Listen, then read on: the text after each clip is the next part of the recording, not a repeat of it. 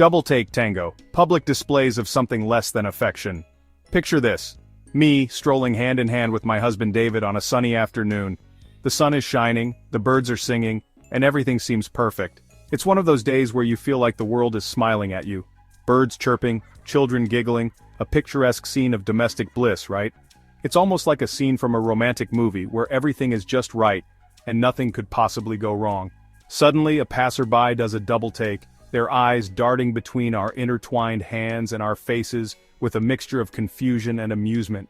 It's as if they've seen something out of the ordinary, something that doesn't quite fit into their usual narrative. It's the classic "wait, are they?" moment. And we've become masters at deciphering those bewildered expressions. Over time we've learned to read the subtle cues, the raised eyebrows, the quick glances, and the whispered comments. Do we laugh it off? Sometimes, a shared chuckle is the best way to diffuse the tension. After all, laughter is a universal language, and it can bridge even the widest gaps. Do we launch into an impromptu educational seminar on same-sex relationships? There are moments when we feel the urge to explain, to educate, to make people understand that love is love, no matter the gender. Or do we just keep walking, silently wishing we had a portable invisibility shield for moments like these? Sometimes the best course of action is to simply move on, to let the moment pass without drawing more attention to ourselves.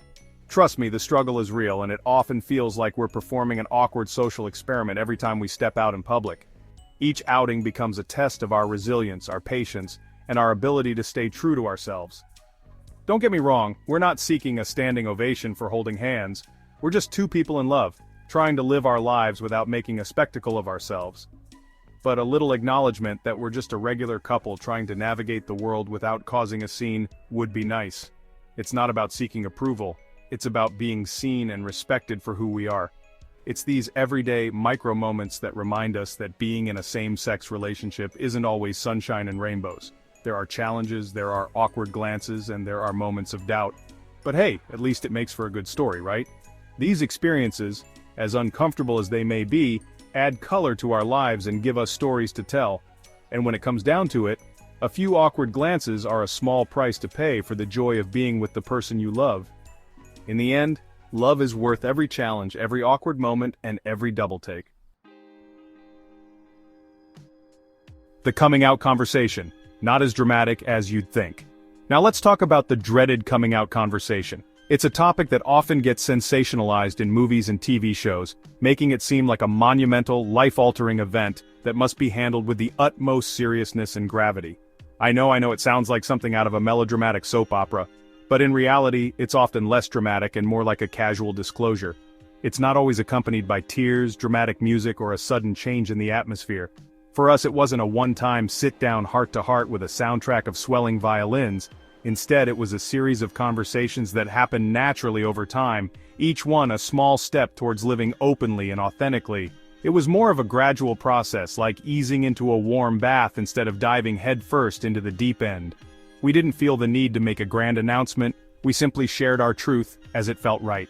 First, we told our closest friends and family, who were, thankfully, incredibly supportive. Phew. Their acceptance gave us the confidence to continue sharing our story with others. Then, as we grew more comfortable, we started telling others.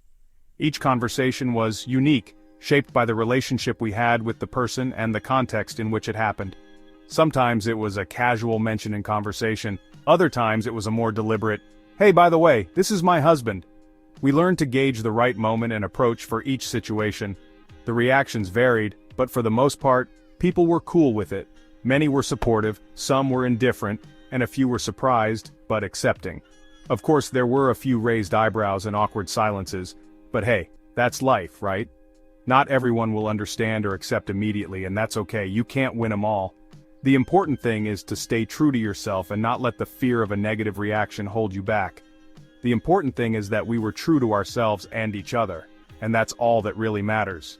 In the end, living authentically and being honest with those around you is what brings true peace and happiness. Love is love, debunking the myth of same-sex relationship exotica. Let's address the elephant in the room, or should I say, the stereotype in the room. There's a common misconception that same-sex relationships are somehow fundamentally different from heterosexual ones.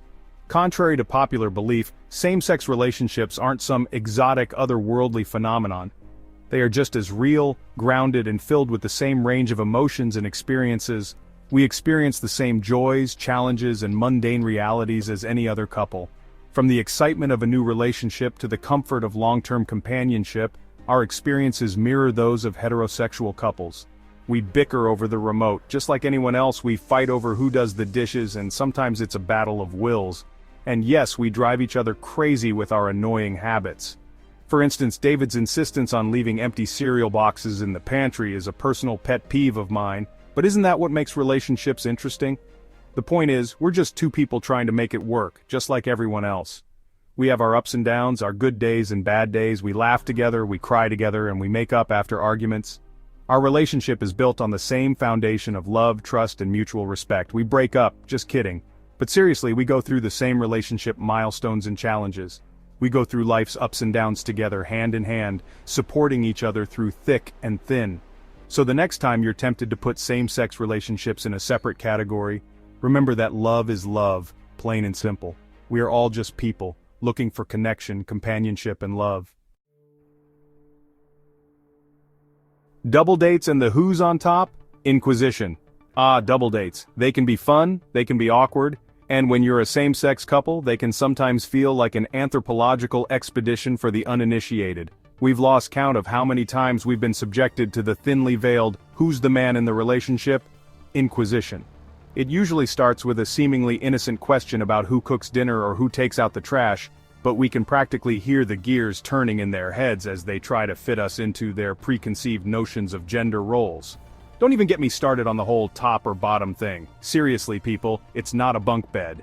We're not here to provide a play-by-play of our intimate lives. Can't we just enjoy our overpriced cocktails and appetizers like normal people? Section 5. Legalities and Loopholes. The Bureaucratic Maze of Same-Sex Partnerships. Now let's talk about the not-so-funny stuff, the legal hurdles and bureaucratic nightmares that same-sex couples often face. From hospital visitation rights to adoption laws, the fight for equal rights has been a long and arduous journey.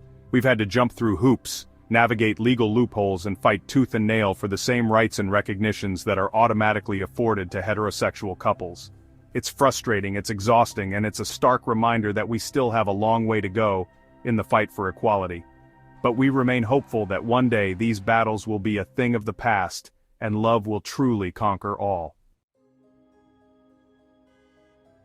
Section 6. Mirroring and Matching the Perils of Fashion Conformity.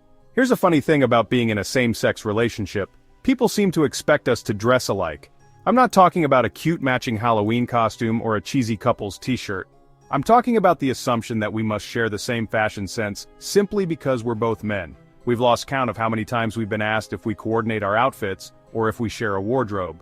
Newsflash: we are two distinct individuals with our own unique styles. David is more of a jeans and t-shirt kind of guy, while I prefer a more polished, put-together look. And that's perfectly okay. We embrace our individuality, and we certainly don't need to dress like clones to prove our love. Section 7. Building a Family Navigating Societal Norms and Expectations.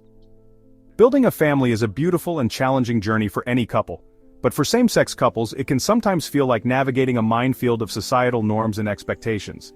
From choosing a sperm donor to dealing with judgmental strangers in the grocery store, we've had to develop a thick skin and a strong sense of humor. But let me tell you, the moment our twins were born, all the challenges faded away. Being dads is the greatest joy of our lives, and we wouldn't trade it for the world. We're raising our children to be kind, compassionate, and open-minded individuals, and we're teaching them that love knows no bounds. Section 8. The Power of Visibility, Representation, and its Impact on Acceptance. In a world that often feels saturated with negativity and division, it's more important than ever to share stories of love, acceptance, and equality. Visibility matters. When same-sex couples are represented in the media, in politics, and in everyday life, it helps to break down stereotypes, challenge preconceived notions, and normalize what should have always been considered normal. Every time we hold hands in public, every time we share a kiss at the grocery store, every time we introduce ourselves as husbands, we're making a statement. We're showing the world that love is love, and that same-sex couples deserve the same rights, respect, and recognition as any other couple. Section 9. Love wins. A toast to equality and the future of love. So, there you have it. A glimpse into the wonderful, wacky, and sometimes challenging world of being in a same-sex relationship. It's not always easy, but it's always worth it. We're grateful for the progress that's been made, and we're hopeful for a future where love knows no bounds. To quote a wise drag queen, if you can't love yourself, how in the hell are you gonna love somebody else? Let's spread love, acceptance, and a whole lot of glitter, because in the end, love always wins. Cheers to that.